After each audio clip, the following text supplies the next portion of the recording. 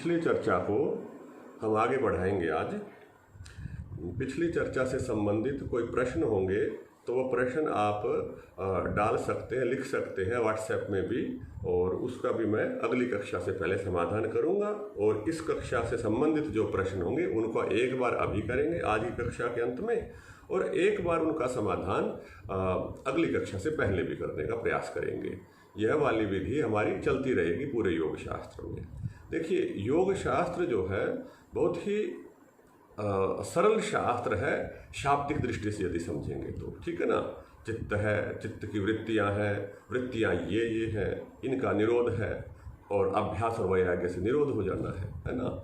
तो देखिए, जैसे पिछली कक्षा में हमने चर्चा करी अभ्यास और वैराग्य की और कुछ वृत्तियों की चर्चा करी, तो वह जो चर्चा है उस चर्चा की विशेषता यह है कि योग शास्त्र की जो प्रामाणिकता है वह यह है उस चर्चा के साथ जुड़ी हुई कि वह शब्द तो सरल है परंतु करने में कठिन है, भाव उसका गंभीर है। बोले, कहा उन्होंने कि बोले अभ्यास से निरोध कर दो, कितनी बढ़िया बात है, सरल सी बात। अभ्यास कीजिए और वृत्तियों को रुक जाएंगी, वैराग्य हो जाएगा तो ऐसे हो जाएगा, है ना।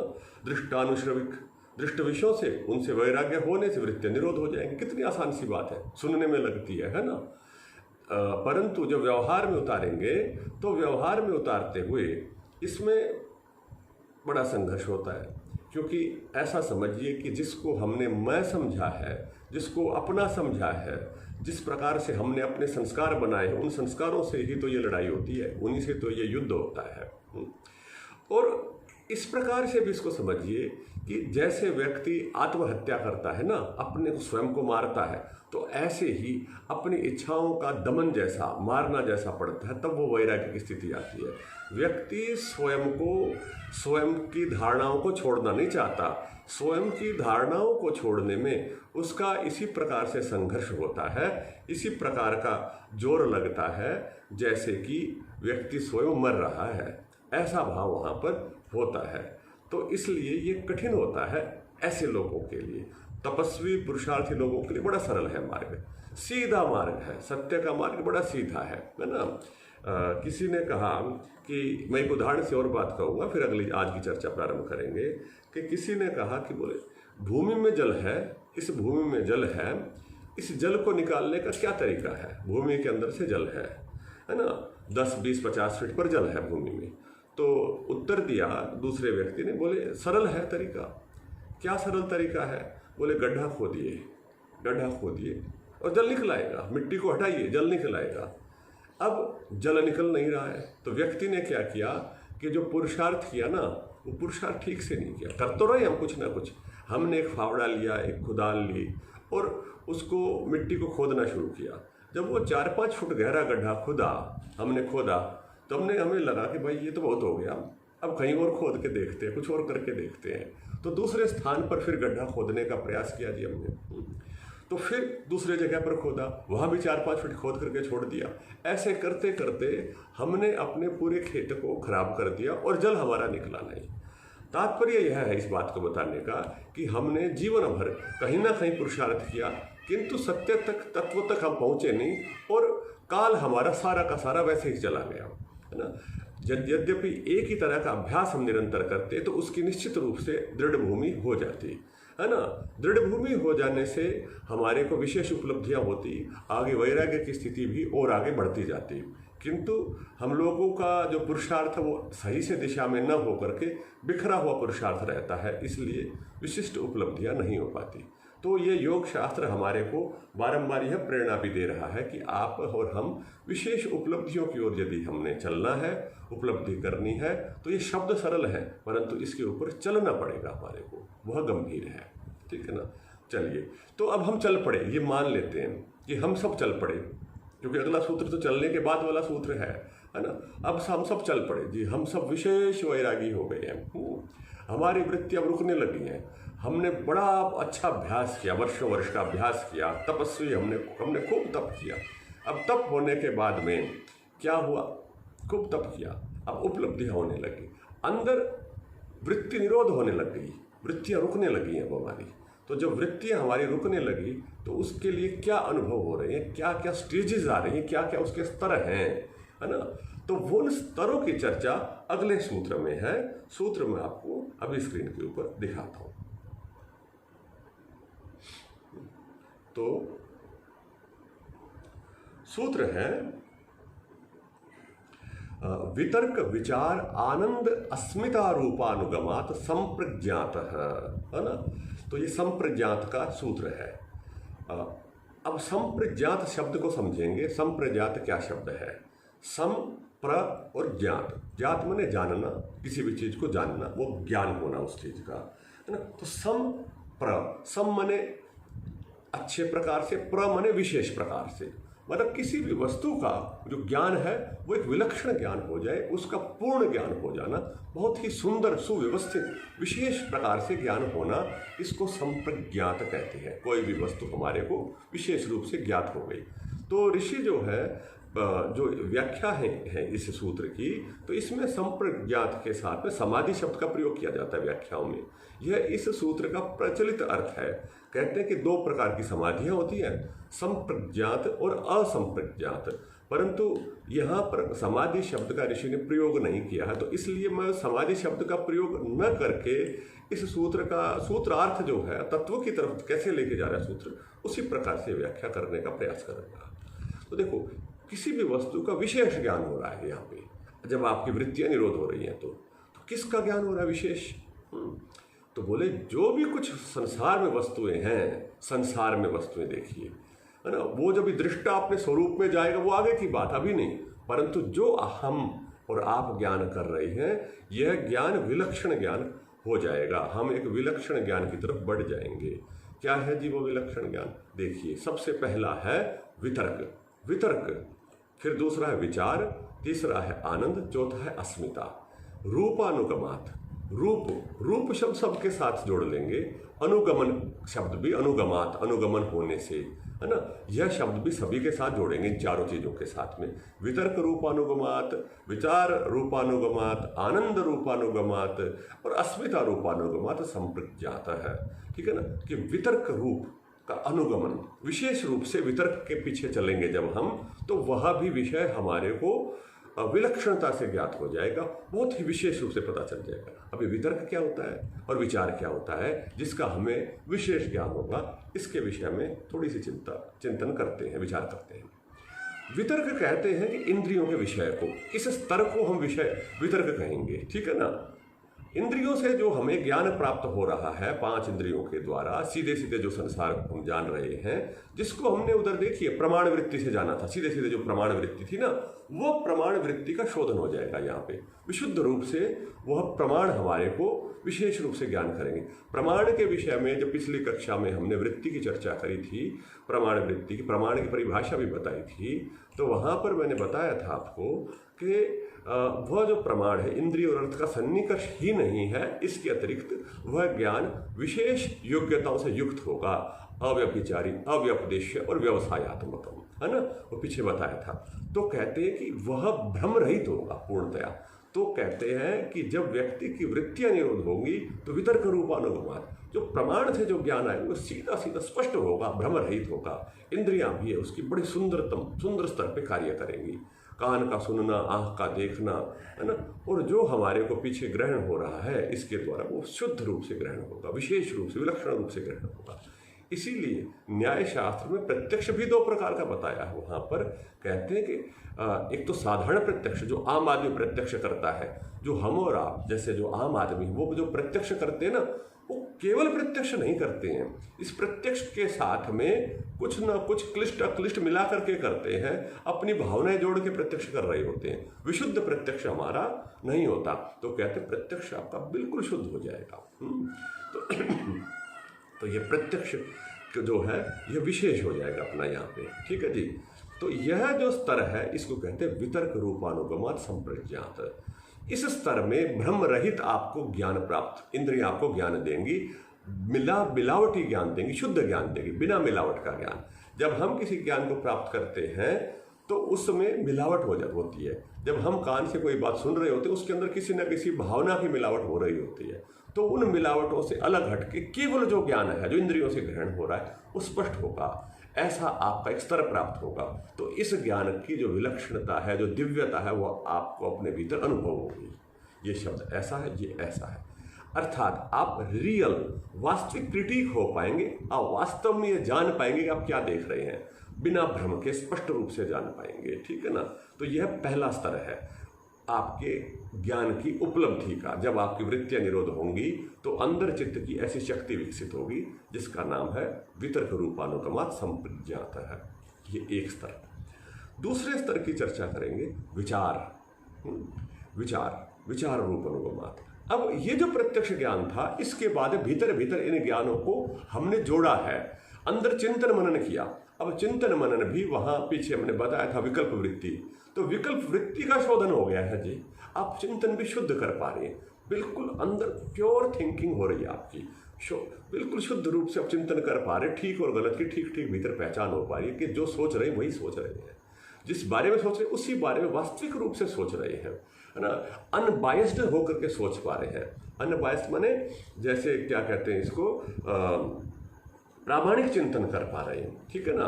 तो प्रामाणिक रूप से आप चिंतन कर पा रहे हैं, अगला स्तर आ गया है। पहले स्तर से और अगले स्तर के बीच में आप चिंतन करेंगे, थोड़ा थोड़ा ध्यान अवश्य करेंगे, तो हमें पता चलेगा कि यह बुद्धि का मतलब चित्त का एक और स्तर है इसके ऊपर, जिसके अंदर हम लोग इस स्तर को भी अचीव करना, प्राप्त करना चाहते हैं हम सभी लोग। ठीक है जी।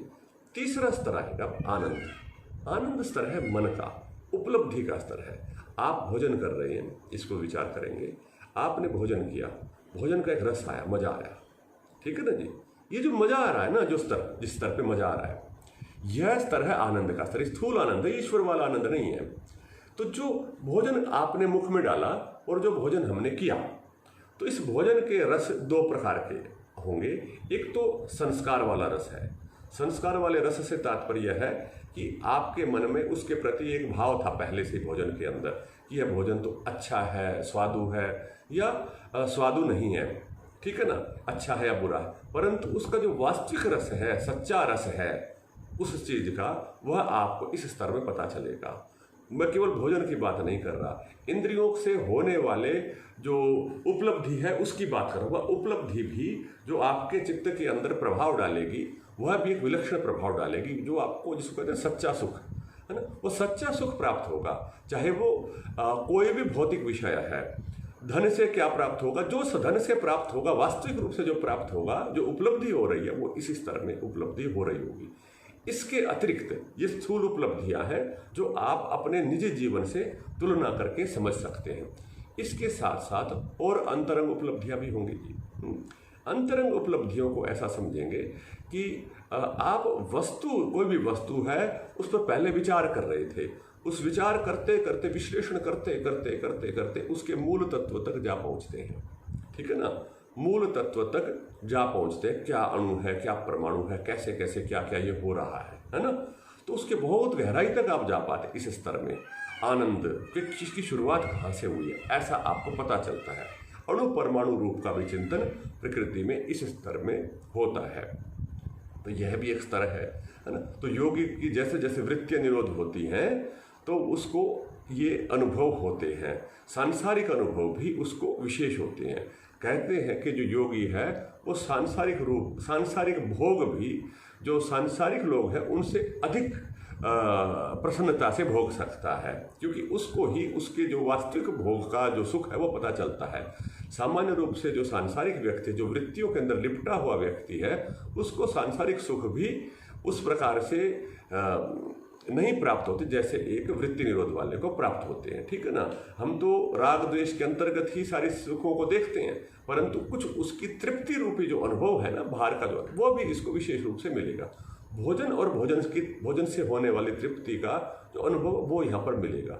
नेत्र और रूप, ये सब पांचों इंद्रियों से संबंधित विषय हैं, और इसके अतिरिक्त जो अन्य विषय भी हैं उनसे जो आपको तृप्ति का अनुभव होगा वह भी विलक्षण अनुभव होगा, सामान्य अनुभव नहीं होगा, है ना। तो योगी विभिन्न विषयों को भी, रस आदि को भी विशेष रूप से ग्रहण करता है। ऐसा भी एक इसकी व्याख्या हमारे को उपलब्ध होती है। चौथा है अस्मिता। अस्मिता कहते हैं, जैसे योग शास्त्र में जो अस्मिता शब्द है, जैसे हम लोग हिंदी भाषा में अहंकार का जो अर्थ समझते हैं ना, अहंकार, वो अस्मिता है यहाँ। अस्मिता, अस्मि का भाव कि मैं हूँ, ऐसा भाव। तो अस्मिता रूप, वह अस्मिता को भी पहचान लेता है कि जो मैं हूं का मतलब दृष्टा नहीं है, जो दृष्टा के अंदर जो मैंपना था, दृष्टा नहीं, दृष्टा के अंदर जो मैंपन था, मैंपन मतलब उसका जो अहंकार था, जो उसकी ईगो थी, जो संस्कारों को इकट्ठा करके व्यक्ति ने अपना एक छद्म कहिए अथवा एक कृत्रिम स्वरूप घड़ा था, निर्मित किया था, उसको अहंकार कहते हैं। उस अहंकार की भी पहचान हो जाती है, उस अहंकार के वो ठीक से दर्शन करता है ना, बिल्कुल मूल तक जच ले जाता है, वो कैसे बना है उसको यह भी पता चलता है ना। तो इस स्तर तक आ जाता, अर्थात प्रकृति के मूल कणों तक, इसके साथ साथ जीवात्मा का जो प्रकृति के साथ संयोग हुआ है, उस संयोग होने से है ना, उसके ऊपर जो आवरण छाया है अहंकार रूपी, उसका भी स्पष्ट रूप से उसको पता चल जाता है, संप्रज्ञात हो जाती है स्थितियाँ सारी की सारी। तो इस प्रकार से हमने क्या समझा कि ये 4 स्तर बन गए, और ये 4 स्तरों में प्रकृति के समस्त विषय आ जाते, समस्त विषय, कुछ नहीं बचता। स्थूल विषय जो है, 5 भूतों से संबंधित जो विषय है वो वितर्क में आ गई।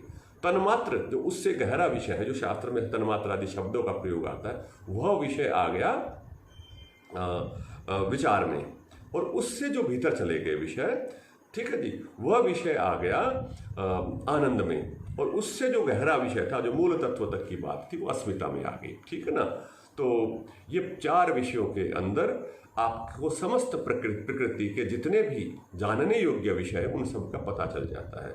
जब महर्षि पतंजलि आगे बताएंगे दूसरे पाद में, जब वह प्रकृति की चर्चा करेंगे, प्रकृति की जब वह चर्चा करेंगे तो उस चर्चा में वो बताएंगे कि प्रकृति 4 स्तरों में विभाजित है, 4 स्तर हैं उसके, 4 गुण पर्व है। तो वहाँ पर वह शब्द है कि विशेष, अविशेष, लिंग मात्र और अलिंग, ठीक है जी। तो उन चारों का यहाँ पर ज्ञान हो रहा है, इन 4 प्रकार की स्तरों से, 4 प्रकार की संप्रजात स्तरों से, या 4 प्रकार से भेदों से, संप्रजात समाधि से, ठीक है ना। तो ये 4 स्तर है उसकी, उससे भी इसकी तुलना कर सकते हैं। जो लोग योग शास्त्र का अध्ययन करते हैं तो वो इससे भी इसको जोड़ करके और अच्छे से समझ सकते हैं। तो ये मैंने आपको बताया थोड़ा सा, है ना। अब इसके बाद में अगले सूत्र की तरफ चलेंगे। जो आपको पूछना होगा तो आप टाइप करके प्रश्न डाल देना, और मैं बीच में बता दूंगा आपको अगला सूत्र होने से होते होते। तो जो समझ में नहीं आएगा उसको लिखते जाइए, तो बता देंगे, और चिंतन करेंगे तो भी पता चलेगा, क्योंकि हम सारे विषय की व्याख्या इस प्रकार से करने का प्रयास कर रहे हैं कि हमारे को हम अपने से जोड़ पाएँ, कनेक्ट कर पाएँ, कुछ ना कुछ हम अनुभव कर पाएँ। अब अगले सूत्र की चर्चा करते हैं कि देखो, एक तो स्तर ये हो गया प्रकृति का, प्रकृति को तो पूरा जान लिया, अब क्या होगा, अब अगला स्तर क्या होगा, और आगे चलो जी, और निरोध कर दिया, बिल्कुल प्रकृति को हटाई दिया।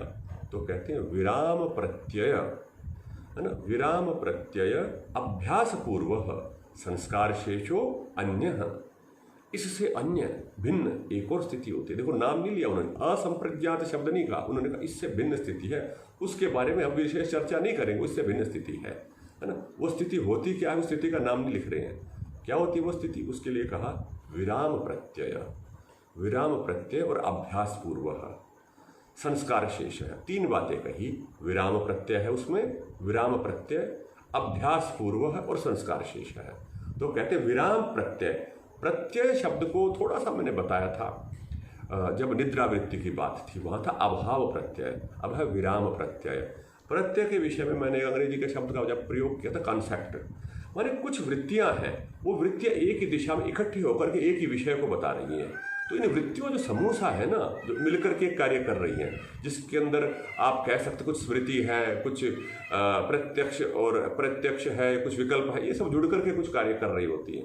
तो एक विषय पर कार्य कर रही होती है, उस विषय को प्रत्यय कहते हैं। तो इस जिससे हमें ज्ञान प्राप्त होता है। तो कहते अब की बार जो विषय है ना, जैसे निद्रा में तो अभाव विषय था, बिल्कुल अभाव, उसी अभाव की ओर ही सब कुछ हमारे अपनी शक्तियों केंद्रित कर दिया।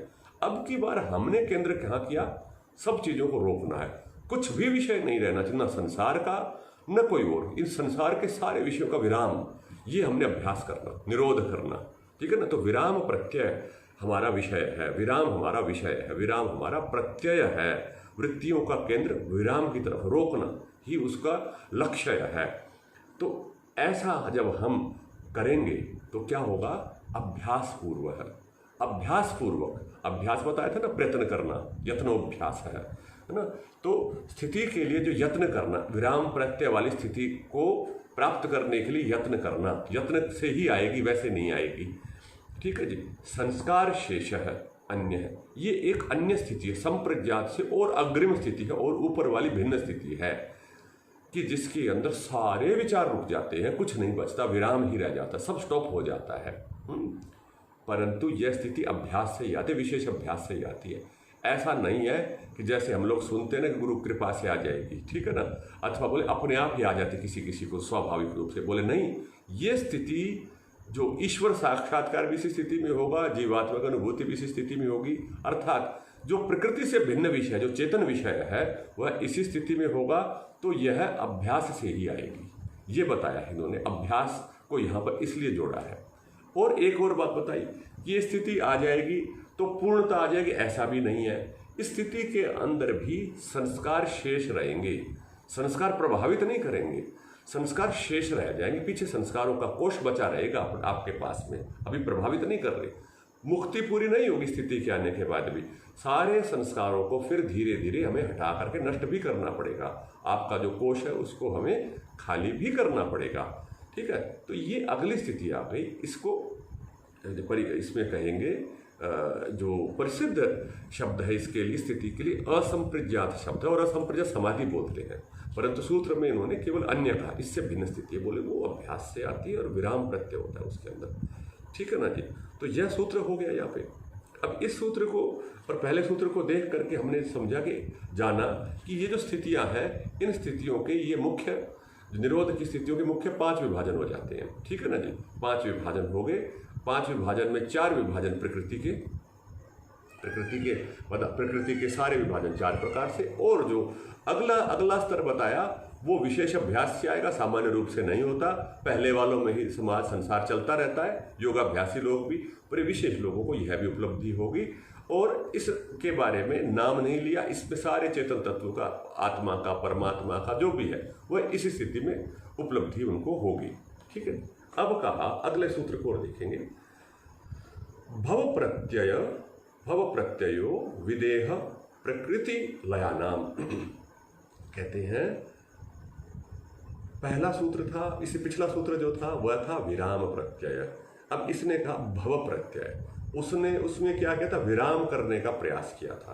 प्रत्यय जो था मैंने बताया, वो वृत्तियों का जो केंद्र था वो क्या था, विराम करना। विराम करने के लिए ही हमने प्रयास किया था वहां पे। अब इसका जो प्रयास, इसका केंद्र कहाँ है, अगले वाले के, बोले भव। भव मैंने हुआ पड़ा है, वो तो हमें अभ्यास नहीं करना पड़ रहा इस स्थिति के अंदर। ठीक है ना जी, इसमें अभ्यास नहीं करना पड़ा कुछ लोगों को। कौन कौन लोग हैं जिनको अभ्यास नहीं करना पड़ता? तो ये कहते हैं कि भव प्रत्यय कुछों को कुछ स्थितियां स्वाभाविक रूप से प्राप्त होती हैं, पूर्व जन्मों के आधार पर प्राप्त होती हैं, पूर्वकृत कर्मों के आधार पर प्राप्त होती हैं। ठीक है ना। अगर हम भगवत गीता को देखेंगे तो भगवत गीता में कहा है, श्लोक है वहाँ पे, योग भ्रष्टो ही जायते, और भी अनेक स्थानों पे आता है कि जो व्यक्ति योगाभ्यास करता है उसकी एक चित्त की एक निरोध की कोई स्थिति बन जाती है, तो वह स्थिति अगले जन्मों में भी उसको प्राप्त हो जाती पूर्व कर्मों से। उसके लिए विशेष प्रयास नहीं करना पड़ता, परंतु उससे अगली स्थिति के लिए प्रयास करना पड़ता है। तो इससे यह भी समझेंगे कि पिछली स्थिति के अंदर जो अभ्यास पूर्व था ना, तो ये अन्य वाली स्थिति नहीं हो रही है। तो अन्य स्थिति जो थी अर्थात असंप्रज्ञात की स्थिति, वह तो अभ्यास से ही आएगी। तो जो भव प्रत्यय स्थिति है ना, भव प्रत्यय स्थितियां जो स्वाभाविक रूप से कुछ लोगों को प्राप्त है, वो संप्रज्ञात वाली स्थितियां, उन चारों में से कहीं ना कहीं कोई व्यक्ति मिलता है। ऐसे स्वाभाविक रूप से होता है, उपलब्ध होते हैं ऐसे व्यक्ति बिना अभ्यास के भी। कुछ संत होते हैं, कुछ ऋषि मुनि, मतलब ऐसे महात्मा लोग समाज के अंदर जन्म ले लेते हैं। अब ऊपर जैसे कहा था हमने वितर्क विचार आनंद अस्मिता में कि उनको तो क्रमशः प्रयास करना पड़ता है, इनको उस क्रम से कोई प्रयास नहीं करना पड़ रहा। मैंने पिछली कक्षा में एक बात बताई थी, उससे इसका संबंध जुड़ेगा भव प्रत्यय का, कि आप कहेंगे जी आचार्य जी ऐसा कैसे हो रहा है, ऐसे कैसे प्राप्त हो सकता है? नहीं, ये प्राप्त होंगी अलग अलग स्थितियाँ, क्योंकि हम सब एक ही स्तर पे, हम सबों की चेतना का स्तर एक नहीं है, कोई ऊंचे पे कोई नीचे पे है। जैसे पिछली कक्षा में मैंने जब वैराग्य के विषय में बताया था ना, कि जो वैराग्य है उसका स्तर 0 से 100 के बीच में है सबका। कोई 0 पे नहीं है, कोई 100 पे नहीं है, कोई 10, 20, 30 आदि प्रतिशत पे वैराग्य में है। किसी का कितना आकर्षण, किससे कितना आकर्षण। उसी प्रकार से स्तरों का विभाजन होता जाता है, स्तरों पर आगे व्यक्ति बढ़ता जाता है। तो कहा कि जो भव प्रत्यय वाले हैं ना, उनको संप्रज्ञात के कुछ स्तर प्राप्त हैं, अर्थात वैराग्य के एक स्तर पर वो वैरागी हैं पहले से। कुछ वैराग्य, कुछ दृष्टानुश्रविक विषयों से वो स्वाभाविक रूप से वितृष्णा वाले हैं, 30, 40, 50, 60 पे वो है पहले से। हम लोगों के जैसा नहीं है, मतलब शुरुआत नहीं हो रही वहाँ पे, ठीक है ना। सीधे सीधे पशु योनि से मानव में नहीं आए हुए, वो पहले से कुछ कर्म करके आए हुए हैं। अब उदाहरण देखते हैं। ये कुछ लोग इसमें ना, अब ये 2 तरह के योगी होते हैं। ये एक तो विदेह और एक प्रकृति लया नाम। प्रकृति लया, इनकी भव प्रत्यय स्थितियाँ होती हैं, मतलब कुछ उपलब्धि पहले से होती है, ऐसा लगता है। और भी इनकी बड़ी बड़ी व्याख्याएं हैं, परंतु वह व्याख्या जो मुझे समझ में आती है वो बताने का प्रयास कर रहा हूँ। तो जो भव प्रत्यय है नहीं, ये जो विदेह योगी है, विदेह योगी कैसा होता है? विदेह योगी, विदेह माने विगतम अभिमान राग देहात, जिसका देह से राग समाप्त हो चुका है, अभिमान समाप्त हो चुका है, वह विदेह है व्यक्ति। ऐसे योगी को कहते हैं विदेह योगी, ठीक है ना जी। कुछ लोग होते हैं समाज में, उनको अपने शरीर का ध्यान ही नहीं होता, अच्छे लोग होते हैं, विदेह योगी होते हैं। अब आप समाज में देखिए, इर्द गिर्द देखिए, ग्राम में, आसपास, अपने निकट के परिचितों में कुछ लोग ऐसे अवश्य मिलेंगे, चाहे उन्होंने संन्यास लिया हो, वस्त्र धारण सन्यासी के किए हो या न किए हो, यह तो होंगे, ये सर्व समाज की बात है, पूरे भूमंडल की बात है, मानव समुदाय की बात है। यहाँ पर कुछ लोग होंगे ऐसे, कहीं कहीं कोई होते रहेंगे अपवाद स्वरूप, कि जिनको देह अभिमान नहीं है, जो बड़े शांत रहते हैं, बड़े सरल रहते हैं। कोई व्यक्ति उनको कुछ बोल भी देता है ना, कुछ कठोर शब्द बोल देता, तो भी वो प्रतिक्रिया नहीं करते हैं, कह दिया तो कह दिया। ऐसे बड़े धैर्यशाली सहनशील से लोग होते हैं। कुछ बहुत तीव्र बुद्धि जैसे भी नहीं होते, वो होते हैं तो बड़े शांत रहते हैं मने, ऐसे हमें दिखाई देते हैं। हमारे इधर क्या होता है कि जैसे अभी की बात नहीं है, पिछले 30, 20, 25 साल पहले ऐसे व्यक्ति, बड़े शांत व्यक्तियों को पता है क्या कहते थे ग्राम में? बोले गांधी है ये तो, ऐसा उनके लिए कहा जाता था। बोले गांधी जैसे, मतलब ऐसा है कि वो एक प्रकार से बड़ा सहनशील है और उसको परवाह नहीं है कौन क्या कह रहा है उसके लिए। तो बड़े अच्छे लोग होते हैं ये लोग। तो ये विदेह योगी है, उसको अंदर एक स्थिति है, उसको कहते हैं कि तुम आंख बंद करके बैठ जाओ, क्या हो रहा है तुम्हें, तो विचार भी नहीं आते उनको। इधर गुरुकुल में भी कोई बालक ऐसे होते हैं कि जो कुछ स्तर पहले करके आए हुए होते हैं, आंख बंद करते हैं उनको, तो कहते हैं कोई विचार उठ रहा है, बोले नहीं उठ रही विचार, ठीक है, शांत एक स्तर, अर्थात पूर्व जन्म के कुछ अभ्यास किए हुए हैं। तो यह व्यक्ति समाज के अंदर बहुत अच्छे होते हैं। ये व्यक्ति जब योगाभ्यास करके आगे बढ़ेंगे तो ये औरों की तुलना में शीघ्र बढ़ेंगे, क्योंकि कुछ स्टेप्स, कुछ सीढ़ियाँ ये पहले चढ़ करके आए हुए हैं। तो इनको क्या कहेंगे? विदेह योगी कहेंगे, ठीक है ना जी। भव प्रत्यय है ये। दूसरा एक स्तर और है प्रकृति लय। ये प्रकृति लय योगी कौन होते हैं? ये भी हमारे समाज में दिखते हैं कहीं कहीं। इसकी थोड़ी व्याख्या करके समझिए, माने इसको प्रैक्टिकली जान लीजिए, ये स्तर क्या है। चित्त के ऐसे ऐसे स्तर के लोग होते हैं। प्रकृति लय अर्थात जो प्रकृति मात्र से ही, जिनको क्या होता है, राग नहीं होता है, प्रकृति विषयों में उनका आकर्षण बहुत कम होता है। उदाहरण के लिए मैं उदाहरण देता हूँ, स्थूल उदाहरण आ गए, थोड़ा मैं मतलब बहुत गहरी गंभीर, थोड़े सामान्य स्तर पे बात करते हैं। जिसको भोजन आदि की विशेष भोजन में रुचि नहीं है, स्वादु भोजन में विशेष रुचि नहीं है, बहुत शॉपिंग करने में रुचि नहीं है, अलग अलग मॉडल्स की गाड़ी खरीदने में, फ़ोन खरीदने में रुचि नहीं है, इत्यादि। तो इस तरह के जो लोग हैं ना, जो प्रकृति के मोह से हटे हुए हैं, परंतु प्रकृति लय है, समझिए शब्द को, प्रकृति लय है। लय कहते लीन है प्रकृति में। भी लीन शब्द क्या हो गया? प्रकृति लय मतलब प्रकृति प्रेमी है। इनके लिए मैं एक शब्द का प्रयोग करूंगा, नेचर लवर्स हैं। ये अपने ही देश में नहीं, ये पूरे धरती पे हो रहे होते हैं। एक व्यक्ति, उसको जंगल में छोड़ दीजिए, आप में से हम में भी कोई लोग होंगे थोड़े थोड़े, तो वो जंगल में बैठा है, सारा दिन भर चिड़िया की चहचहाट सुन सकता है, पेड़ों को देख सकता है, फूलों को देखते सारा समय निकाल देता है, पूरा जीवन निकाल देता है। कुछ लोग तो शहर छोड़ करके जंगल में, गांव में घर बनाते हैं, इसीलिए कि बोले इधर शहर में मन नहीं लगता, गांव में बड़ा मन लगता है ना, जंगल को देख, प्रकृति में बड़ा मन लगता है और रुचि होती रहती है उसकी। उसको बाहर के विचार प्रभावित ही नहीं करते। संसार के अंदर ये हो रहा है, वो हो रहा है, धन मिलेगा नहीं मिलेगा, ये प्रभावित नहीं हो रहा है। तो ये छोटे स्तर के प्रकृति लय योगी हैं, इन्हीं के स्तर है फिर प्रकृति लय में छोटे बड़े बहुत सारे। तो ऐसे प्रकृति लय योगी भी भव प्रत्यय होते हैं। परमात्मा इस सृष्टि में प्रकृति लय योगियों को भेजता है ना, प्रकृति लय योगियों को भेजता है परमात्मा। क्या क्यों भेजता है? क्योंकि संतुलन बनाने के लिए, कुछ अच्छे लोग रहेंगे। ये जो भाव प्रत्यय और प्रकृति लय योगी है ना, ये चाह करके भी गलत नहीं कर सकते। लोग इनको ठगते रहते हैं, है ना, इनको ठगाते रहते हैं लोग, कोई प्रभाव नहीं पड़ता। ऐसे सामान्य रूप से लोग होते हैं। कुछ लोग संन्यास ले लेते हैं इनमें से, कुछ समाज के बीच में भी फंसे रहते हैं और वो समाज के बीच में फंसे रहने के कारण दुखी भी रहते हैं, ठीक है ना। उनको लगता है कि जैसे ये समाज है, संसार है, इससे मैं बाहर निकलूं, ये मेरे लिए नहीं है। इस प्रकार का भाव यहाँ पर होता है इन लोगों का। तो ये सामान्य से लेकर के विशेष इसके स्तर हो गए। जैसे हम बाहर गए, विदेशों में देखा, वहाँ भी प्रकृति लय है। आपने देखा होगा डिस्कवरी नेशनल जियोग्राफी चैनल पे कुछ लोग होते कैमरा लेकर घूमे रहते थे जंगलों में, आनंद आता उनको। एक चींटी कैसे चल रही है, एक पेड़ के क्या क्या नस्लें हो रही हैं, उसको देखते रहते, जीवन उसी में खपा देते हैं। कोई वही उनके लिए विशेष उपलब्धि, वही सुख मिल रहा है। कोई कोई लोग होते हैं गौ सेवक होते हैं, गाय का पालन करने में आनंद आ रहा है उनको। ये सब प्रकृति लय की पहचान है। ये स्थूल है, उनको कोई मतलब किसी ने सिखाया नहीं है, किसी ने उनको प्रेरित नहीं किया इस कार्य के लिए, स्वाभाविक रूप से ऐसे हो रहे हैं लोग। तो ये प्रकृति लय है, ऐसे ही विदेह लोग हैं। तो ये समाज के बीच में होते, इनको कुछ अवस्थाएं मिल रही होती हैं। अगला अभ्यास करेंगे वृत्ति निरोध का तो इनको विशेष सफलताएं मिलती है। करते करना न करना ये एक अलग विषय है, परंतु चित्त की स्थितियां कैसी कैसी होती हैं ये मैंने थोड़ा सा आपको बताया। तो ये भव प्रत्यय है।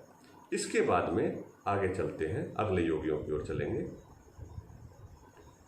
तो प्रश्न यहाँ से यह उत्पन्न होता है भव प्रत्यय के बाद में कि ऋषि जी से कहा, या ऋषि जी ने हमें बताया कि देखो ये तो अवस्था भव प्रत्यय की आपने बता दी, पर हमें बताओ हम क्या करें।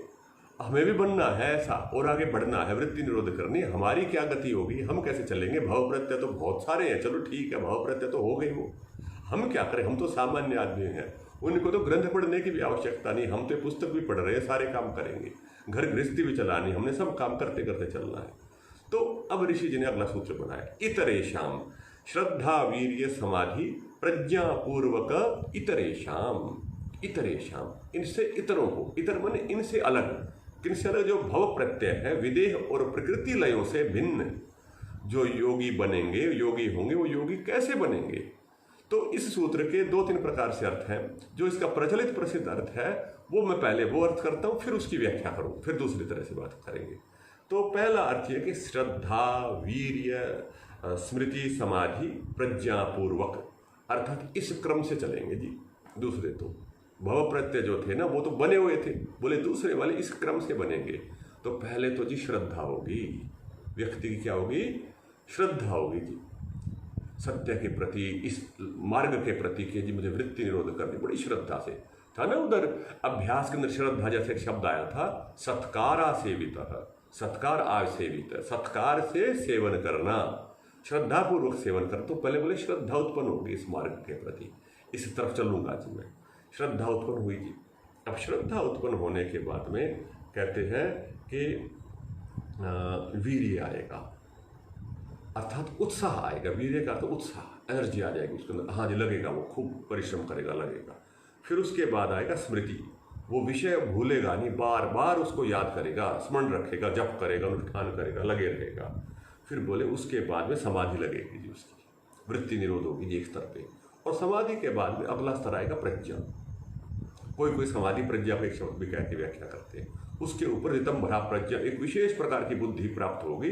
तो इस प्रकार से इस क्रम से वह आगे बढ़ेगा जी, श्रद्धा वीर्य स्मृति समाधि प्रज्ञा। तो इस प्रकार से वह व्यक्ति का जीवन आगे बढ़ेगा, क्रम ऐसे चलेगा। पहले श्रद्धा, हमारी श्रद्धा हुई, फिर उत्साह आया, फिर हमारे अंदर हमारी स्मृति बढ़ी, मतलब स्मृति शुद्ध हो गई। स्मृति के अंदर फालतू की बातें होती हैं बहुत सारी, वो हट करके आध्यात्मिक चिंतन ही रहेगा लगातार निरंतर, और वृत्ति निरोध का ही चिंतन रहेगा। जप होगा निरंतर, स्मृति और जप जैसा एक जैसा ही शब्द है, बार बार स्मरण करना, है ना।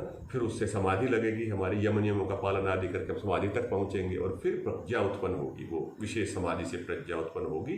जिससे हमारे को संप्रज्ञात असंप्रज्ञात जो भी विषय है वो हमारे को ज्ञात होंगे। ठीक है जी। तो यह इसका एक अर्थ है, यह प्रचलित अर्थ है इस प्रकार का। ठीक है। तो जब हम इस सूत्र को पढ़ रहे थे, वर्षों पहले की बात है, तो ये सूत्र जो मुझे अलग से समझ में आया, तो मैं आपके साथ में अपनी बात साझा करता हूँ। देखो, बात तो सही है, ये जो इन्होंने कही बुरी गलत नहीं है बात, परंतु एक और भी बात हो सकती है। ये अनेक मार्गों का वर्णन भी कर रहे हैं। ये पांचों शब्द क्रमशः न होकर के स्वतंत्र भी हो सकते हैं, है ना। व्याकरण की दृष्टि से दोनों ही अर्थ सही है।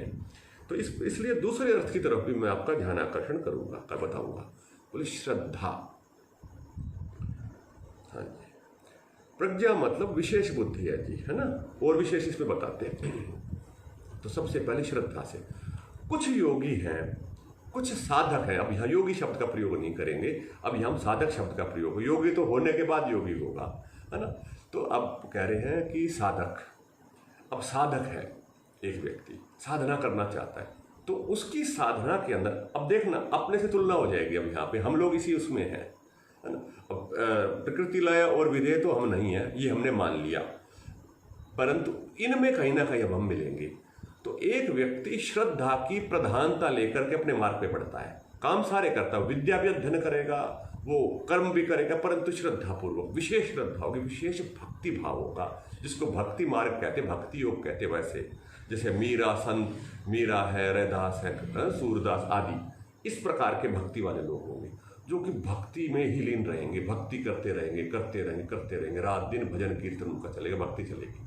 माने श्रद्धा विशेष होगी यहाँ पे। श्रद्धा के अंदर वो जब श्रद्धा की चर्चा करेंगे, जब वो प्रेम होगा, श्रद्धा के अंदर प्रेम होता है, तो वो प्रेमा भक्ति भी इसको कहते हैं। तो उसके अंदर जब श्रद्धा होगी तो आंखों से अश्रु तक बह जाते हैं, रोंगटे खड़े होते हैं उस विषय को देख करके, ठीक है ना। तो परमात्मा विषय चिंतन होगा तो एकदम से इतना अत्यंत घनिष्ठ प्रेम होता है उसका, तो अति श्रद्धावान व्यक्ति भी उस मार्ग को पहुंचते हैं, अर्थात वह व्यक्ति श्रद्धा विशेष का आलंबन करके चले जाता है। यदि इसमें जो लोग स्वाध्याय करते हैं, अन्य शास्त्रों को भी पढ़ते हैं, तो वो श्रद्धा सूक्त पढ़ेंगे, कामायनी श्रद्धा है वेदों का सूक्त। तो वो श्रद्धा का आलंबन करके वो कहीं से कहीं पहुंच जाता है, श्रद्धा उसको ले जाती है, तार ले जाती श्रद्धा।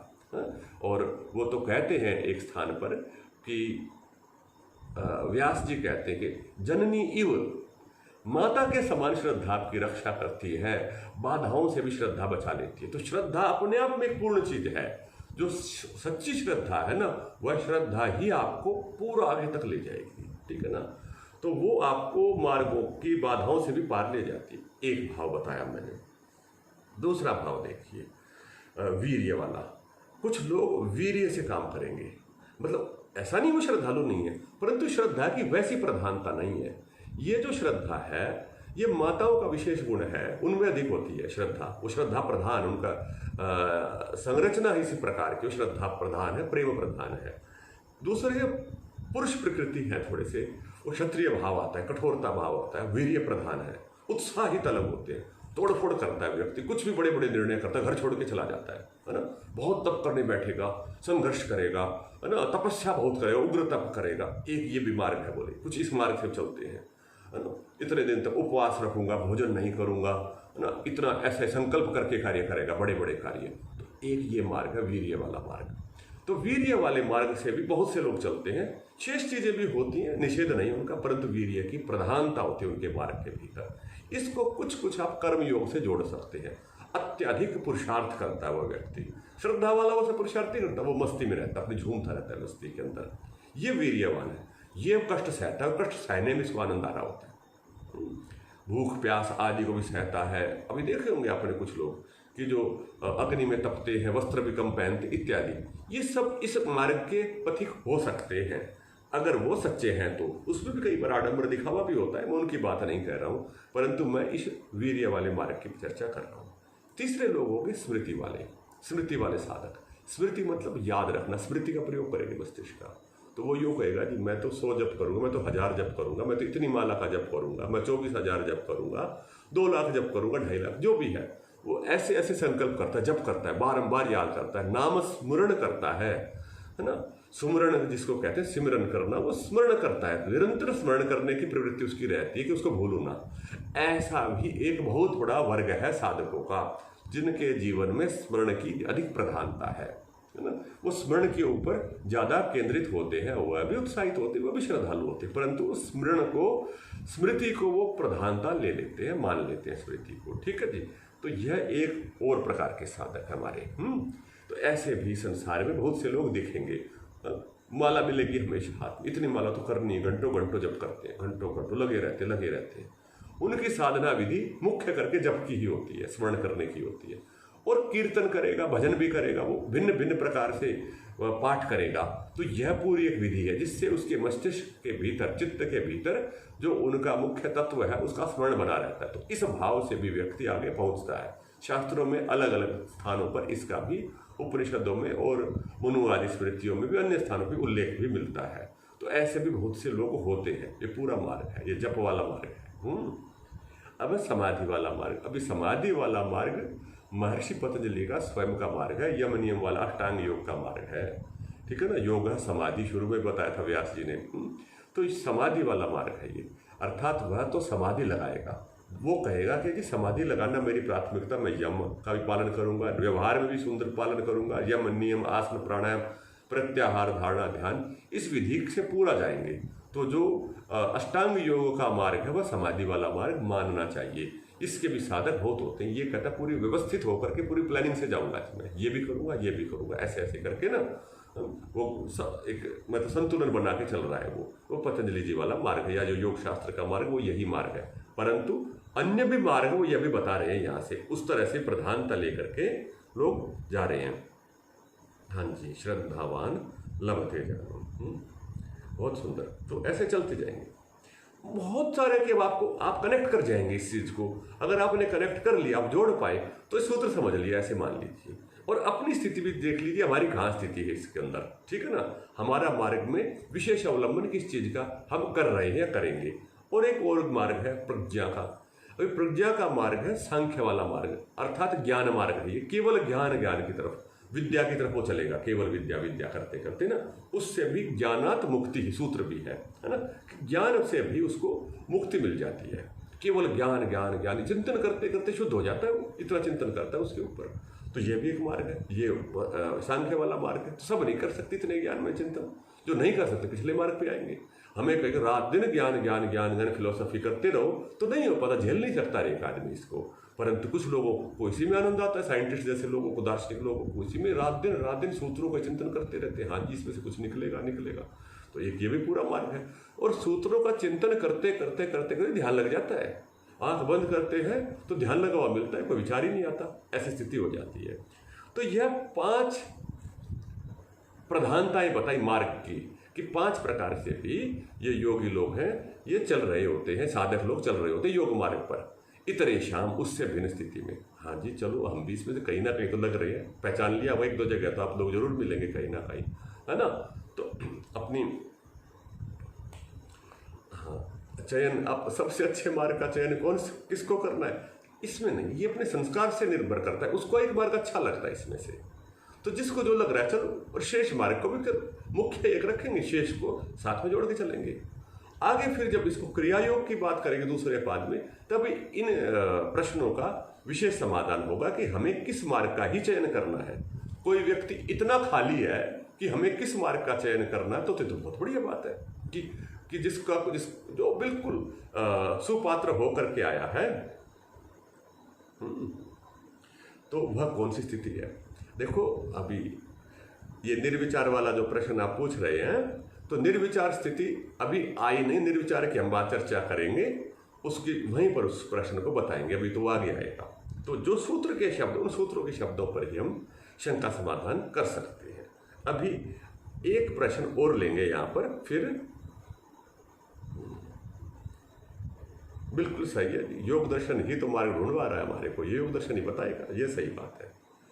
अब जी प्रश्न मार्ग ढूंढने वाला तो चलो मान लिया हमने, योग दर्शन से ढूंढेंगे मार्ग, योग दर्शन पढ़ते पढ़ते अपना मार्ग स्पष्ट हो जाएगा, ऐसा भी हम कह सकते हैं।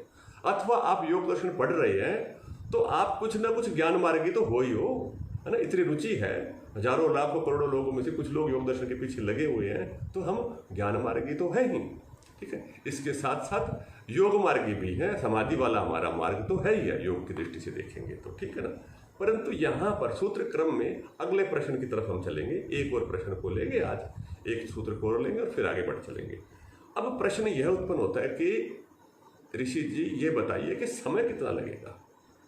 हम तो, हमारे पास तो थोड़ा समय मिलता है और भी बहुत सारे काम होते हैं, बहुत सारी प्लानिंग बना रखी है हमने, इस पर चल पड़े, इस मार्ग को ले लिया, तो टाइम कितना लगेगा।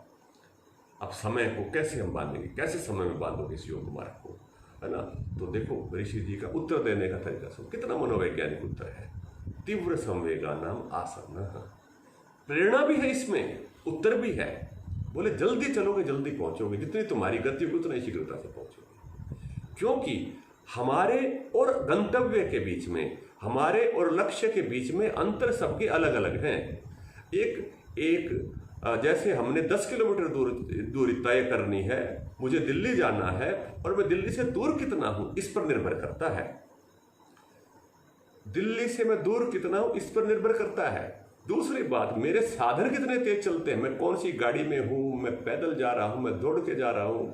अगर मैं दौड़ के जा रहा हूं तो मुझे रास्ते में भूख लगेगी, उसके लिए मेरे पास कुछ है कि नहीं, मेरे पेट में, मेरे झोले में कुछ खाने के सामान है कि नहीं। तो ये बहुत सारी चीजों के ऊपर निर्भर करेगा। तो परंतु ये बात निश्चित है, जो जितना जल्दी चलेगा, तेज चलेगा ना, प्रमाद रहित होकर के चल पड़ेगा, वो पहुंचेगा, वो जल्दी पहुंचेगा, ये निश्चित है। एक व्यक्ति, तो खरगोश की और कछुए की दौड़ थी, तो जीता कौन, कछुआ जीत गया, खरगोश हार गया। खरगोश भागा तो तेज, रास्ते में सो गया, रास्ते में प्रमाद आ गया, उसको आलस्य आ गया। कछुआ धीरे धीरे चलेगा। तो देखो, हमें कछुआ तो जरूर बनना है, खरगोश चाहे बन पाए कि नहीं बन पाए। खरगोश बने तो ऐसा खरगोश बने कि जो मार्ग वहां तक पहुंचने से पहले हटे ही ना। कभी कभी व्यक्ति अति उत्साहित होकर के, जोश में आकर के बहुत ज्यादा साधन करता है, योग साधन, बहुत ज्यादा प्रयास करता है, बहुत ध्यान करने लग गया, एकदम से बोले भोजन की परिवर्तन कर दिया, ये वो खूब करने लग गया, परंतु कुछ महीने में ही वो विरत हो जाता है, योग मार्ग से हट जाता है। तो वो कुछ महीने में जब योग मार्ग से हट जाता है व्यक्ति, तो धीरे चलने वाला उससे आगे निकल जाता है। निरंतरता अवश्य चाहिए, तो निरंतरता हमने रखनी है इस योग मार्ग के भीतर। तीव्र संवेगा नाम आसन्न है, तो इसी तो कहे तो यही रहे हैं कि जल्दी चलो जल्दी पहुंचोगे, उनके तो निकट ही, आसन्न माने पास में ही है, उपलब्धि दूर नहीं है। क्यों? क्योंकि परमात्मा तो आपके साथ ही है, चित्त भी आपके पास ही है। वृत्ति हटानी है, वो आपने ऊपर चिपका रखी है, उनको हटा दो। जिस क्षण आपका वैराग्य पूरा हो जाएगा, वृत्तियां निरोध हो जाएंगी, ठीक है ना। परंतु उसको कर नहीं पाते, ऐसे उलझे हुए हैं हम लोग। तो कहा कि देखो इसमें भी अलग अलग स्पीड आपकी काउंट करेंगी। अगला सूत्र और देख करके फिर अपनी थोड़ी चर्चा करके और फिर प्रश्नोत्तर कर लेते हैं। मृदु मध्य अधिमात्रत्वात् तत्ततोपि विशेष है। जो तीव्र संवेगी है ना, तीव्र संवेगी तेज चलने वालों में भी मृदु, मध्य और अधिमात्र हैं। ये शब्द कई बार आएगा, मृदु, मध्य और अधिमात्र। मृदु मने धीरे चलने वाले, सॉफ्ट, भाई थोड़ा थोड़ा चलेंगे, ये हम इतना ही कर सकते हैं। व्यायाम वाले लोग होते ना, भाई थोड़ा थोड़ा करेंगे, कपालभाति हल्के हल्के करेंगे, ज्यादा नहीं करना अपने को, है ना। एक होते मध्य, हाँ नहीं थोड़ा सा और जोर लगाएंगे, जोर लगा के करेंगे। एक होते अधिमात्र, तेज चलेंगे। उन तेज चलने वालों में भी पूरा बल लगाने वालों में 3 स्तर हैं, थोड़ा सा कम, थोड़ा सा ज्यादा और बहुत तेज। तो बोले इसमें भी स्तर हैं। तेज चलने वाले भी 2 साल में या 5 साल में पहुंच ही जाएगा, ऐसा भी मत मानो, उसमें भी अलग अलग स्तर होंगे। काल के अंदर एग्जैक्ट समय देकर के सीमा में नहीं बांध सकते, वह भी आपके पूर्व संस्कारों पर, आपके साधनों पर। किसी का मन तो अच्छा है पर शरीर इतना सक्षम नहीं है ना। किसी की बुद्धि तो बहुत बढ़िया पर आयु अधिक हो गई है, कोई और रोग, बहुत सारे कारण हैं, परिवेश है, वातावरण है, रोग है ना, राजनीतिक सामाजिक परिस्थितियां, ये सब उस पर प्रभावित करेंगी, ठीक है ना। अकाल पड़ गया और कुछ पड़ गया, बहुत सारी चीजें चलेंगी साथ साथ, परंतु उन सब में भी जो संघर्ष करके आगे निकलेगा वो जीत जाएगा, ठीक है। तो संघर्ष से हमें आगे बढ़ना है, इस मार्ग पर छोड़ना नहीं है, चाहे हम धीरे चले या तेज चले, परंतु चलना है और निरंतरता होनी चलने में। मेरी ओर से यही वाक्य है इसमें, ठीक है ना। तो तत्ततोपि विशेष है, उससे वो विशेष होते जाएंगे। कुछ योगी बहुत तेज चलते हैं, तो वहां पर कुछ उदाहरण मिलते हैं। कुछ बच्चों ने बाल्यकाल में, बालकों के उदाहरण आते हैं, उन्होंने शुरू में ही जब प्रारंभ में ही ध्यान लगाए तो उनके ध्यान लग गए, समाधियां लगी उनकी। ऐसा उदाहरण अपने पौराणिक ग्रंथों में बहुत सारे मिलते हैं। सुखदेव आदि जी के उदाहरण मिलते हैं कि उन्होंने सबसे पहले जब बैठे हैं शुरू में ध्यान में ही, तो उनकी समाधि लग गई।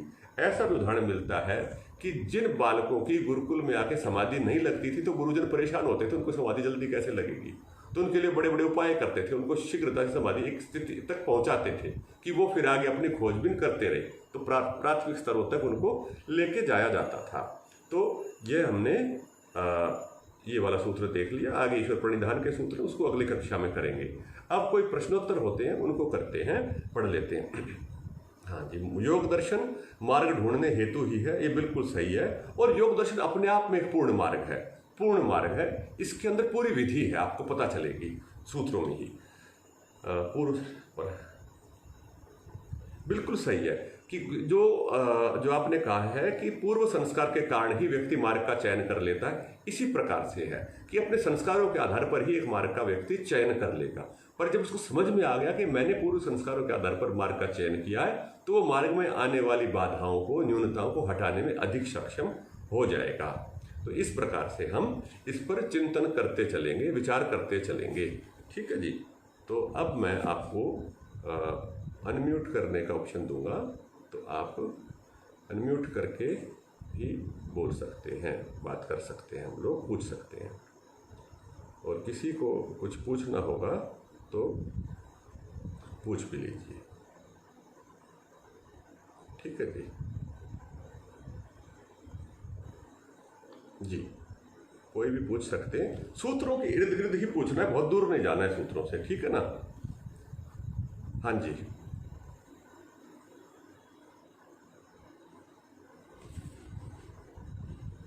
अच्छा, ये बताइए, समझ में तो आ रहे हैं ना आप लोगों को सूत्र?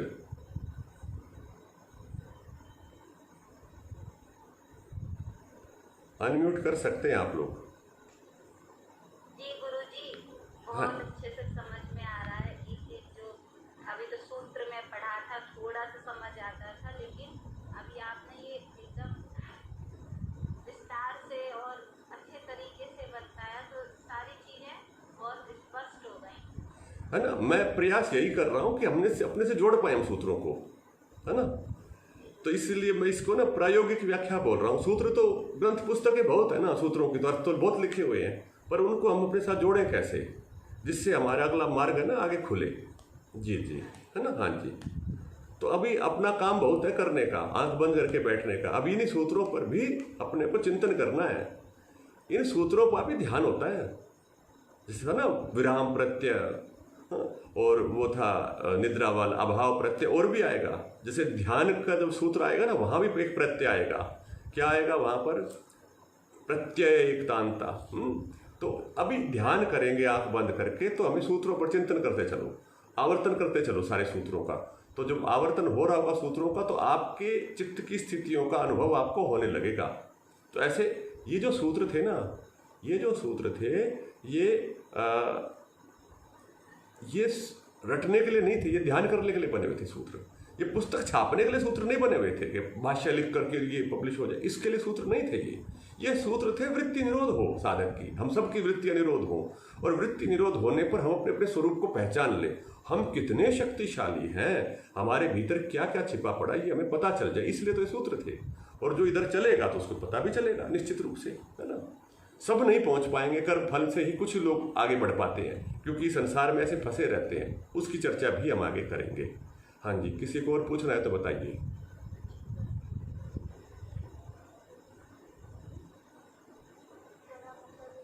हाँ जी।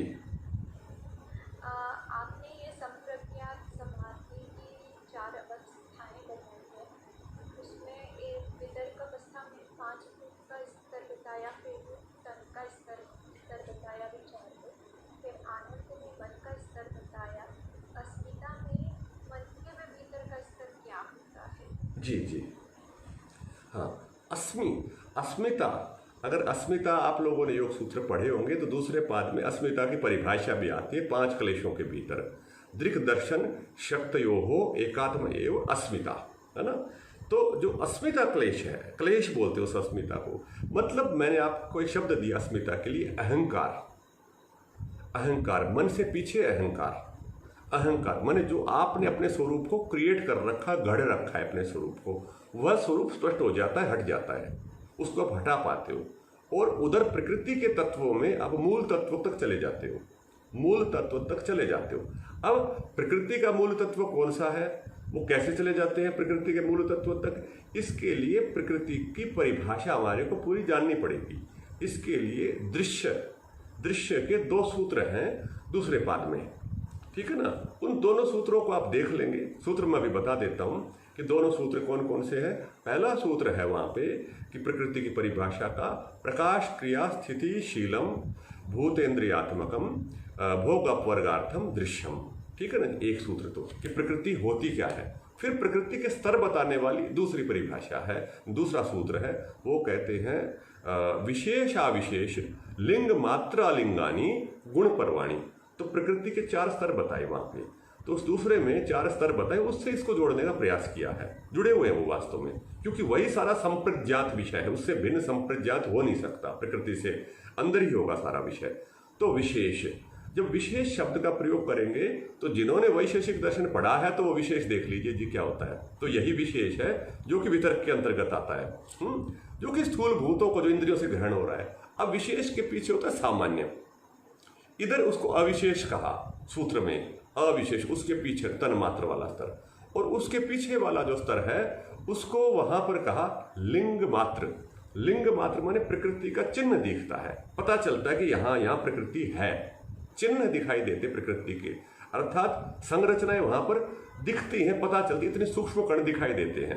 अणु परमाणु का स्तर है ये तीसरे वाला प्रकृति के भीतर, और चित्त के भीतर पता चलता है। तो ये बाहर से जो चीज आई ये अंत में जा करके, माने जो भोजन था, स्वाद था, इसने अंत में जा करके हमारे को आनंद दिया, कुछ ना कुछ, है ना, आनंद प्राप्त हुआ कुछ को।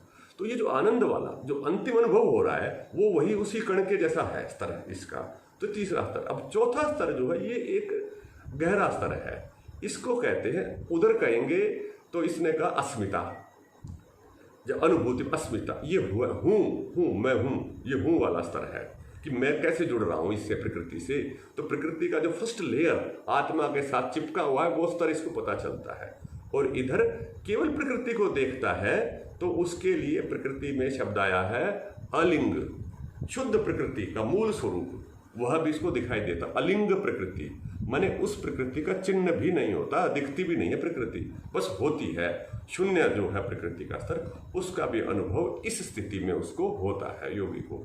तो इन सबको ना मिला लेंगे, मिला करके धीरे धीरे जैसे आगे बढ़ेंगे तो वह स्पष्ट होगा। अभी नए अधिक शब्द में बता नहीं रहा हूं क्योंकि जटिलता ना हो जाए।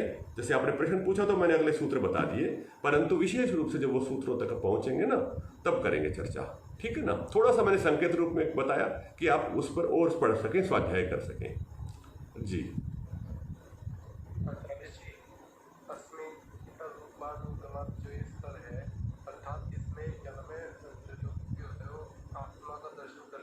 ना, आत्मा का दर्शन नहीं है इसमें, अस्मिता एक क्लेश है, 5 क्लेशों में देखेंगे तो, ठीक है ना। प्रकृति के मूल स्वरूप का दर्शन कर सकता है यहाँ पे, और आत्मा प्रकृति के साथ कैसे जुड़ा हुआ है ये बता सकता है। आत्मा से बाहर की सारी चीजें यहां तक आ जाएंगी, इसीलिए इसको संप्रज्ञात कहा, ठीक है जी। पुरुष ख्याति अलग होगी, अगले सूत्र में बताई ना, जैसे कि पर वैराग्य की स्थिति, प्रकृति मात्र जब हट जाएगी ना तब वो पर वैराग्य होगा, मूल प्रकृति से आगे हट जाएगा। इसको अन्य भी कहा यहां पे, ठीक है जी। इस सूत्र की दृष्टि से ऐसा होता होगा।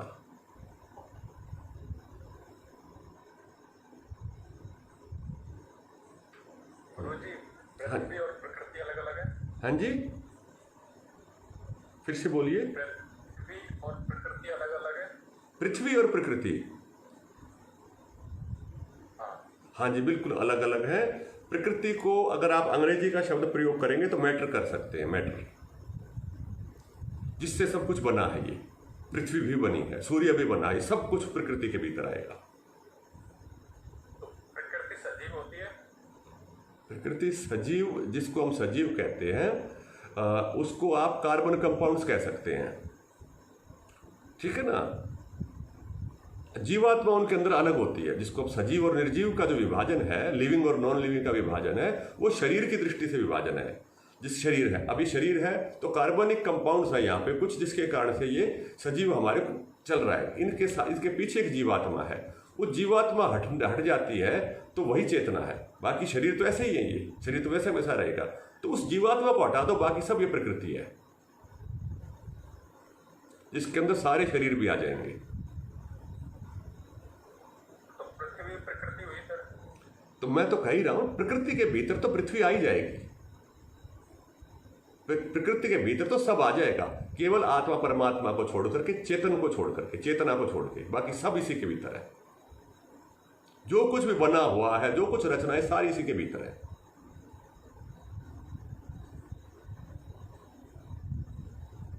सर पृथ्वी से बाहर भी जैसे अपने ब्रह्मांड भी इसमें आएगा? जी बिल्कुल बिल्कुल, सब इसी में आएगा, सब इसी में आएगा। हाँ जी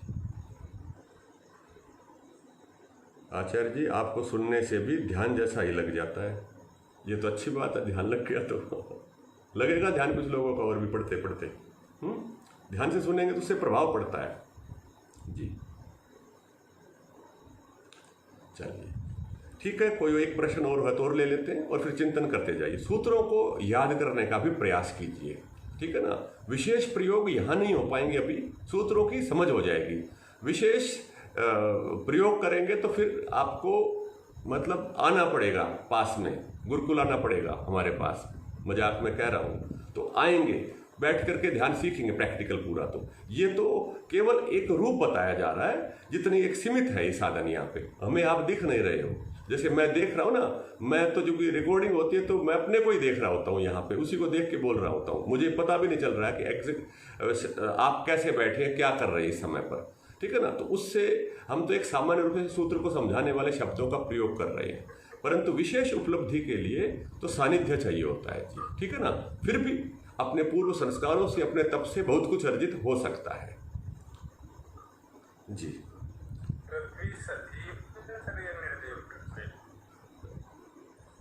देखो, जिसमें जीव रहता है वो सजीव हो गई, जीव के सहित है तो सजीव, और जहां जीव नहीं होता, जीवात्मा नहीं होती, वो निर्जीव है।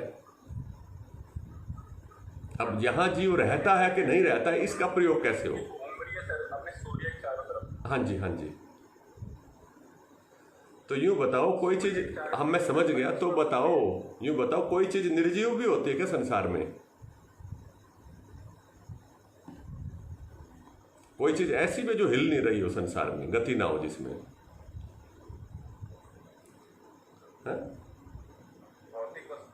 नहीं, सब में कुछ ना कुछ गति भीतर मिलेगी, कुछ ना कुछ गतियां तो प्रत्येक वस्तु के अंदर है ही भीतर भीतर।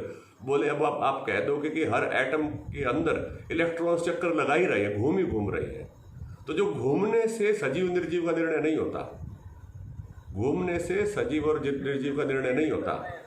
इसके लिए उसके अंदर अनुभव शक्ति होनी चाहिए, सुख दुख इच्छा द्वेष आदि उसके अंदर हो, प्रयत्न हो, ज्ञानवान हो, तो उससे वह उसकी सजीवता का पता चलता है कि वहाँ जीवात्मा है कि नहीं, ठीक है ना। तो वो एक इस प्रसंग से भिन्न प्रश्न आ रहा है, अभी प्रकरण से हम दूर जा रहे हैं, है ना। इसको आप लिख के डाल दीजिए, मैं अलग से बता दूंगा आपको जी। आचार्य जी, जो भाव प्रत्यय है, मतलब जन्म जाति उसके संस्कार ऐसे हैं कि वो योगी या साधक है। तो उसमें उस साधक को ये जो बुद्धि है उसको असंप्रज्ञात समाधि के लिए उसकी स्थिति नहीं, ये जो भाव, हाँ हाँ, जन्म से मतलब पूर्व जन्म का कुछ नहीं। देखो जो तो उसे हम ये कहेंगे कि वो असंप्रज्ञात है। देखो जो हम असंप्रज्ञात कहेंगे जी, संप्रज्ञात के अंतर्गत है सारा, सब कुछ संप्रज्ञात के अंदर है, ये सारी चीजें। असंप्रज्ञात के लिए तो सूत्र में बता दिया, अभ्यास पूर्वक होगी वो, तो चाहे वो भाव प्रत्यय व्यक्ति तो संप्रज्ञात के अंदर ही है। भाव प्रत्यय में भी विदेह और प्रकृति लय, ये दोनों भी शब्द भी उसको बता रहे हैं कि प्रकृति के अंदर ही है वो, भी प्रकृति से छूटा नहीं है, पर प्रकृति के अंदर किसी स्तर पे है वो, परंतु एक स्तर उसको मिला हुआ है कोई ना कोई संप्रज्ञात का, ठीक है ना। किस स्तर पे ये पता नहीं है, अभी वो निश्चय होगा। परंतु असंप्रज्ञात के लिए, माने परमात्मा के दर्शन के लिए, उसको ध्यान लगाना पड़ेगा, अलग से अभ्यास करना पड़ेगा, उसी स्तर से काम नहीं चलेगा। अगर वो परमात्मा के दर्शन वाला स्तर होता तो शायद उसका जन्म ही न होता, जन्म हुआ है तो उस तरह से आगे बढ़ना पड़ेगा उसको। जो प्रकृति है उन्हें तो प्रकृति से प्रेम होता है, और जो देही उन्हें देह से राग ही होता है, मतलब कि उन्हें प्रकृति से मतलब नहीं होता है। नहीं, देखो मतलब होना नहीं, उनका राग कम है तुलनात्मक रूप में। अब ये तो मैंने जो स्थूल उदाहरण बताए थे राग वाले, हाँ जी, तो स्थूल उदाहरण बताए थे राग वाले, तो किसी का राग बिल्कुल भी नहीं होगा। अब जैसे कि उपनिषदों में वर्णन आता है, विदेह जनक थे, विदेह राजा थे, प्रकृति के अंदर रह भी रहे थे, सारे काम भी कर रहे थे, और जनक जो याज्ञवल्क्य जैसे ऋषियों की सभा भी करा रहे थे वो, और विदेह थे वो, ऐसा उनके नाम के साथ विदेह नाम जुड़ता है। राज्य कार्य करते हुए विदेह स्थिति में थी, मतलब राग नहीं था उनको, तो एक स्तर था उनका।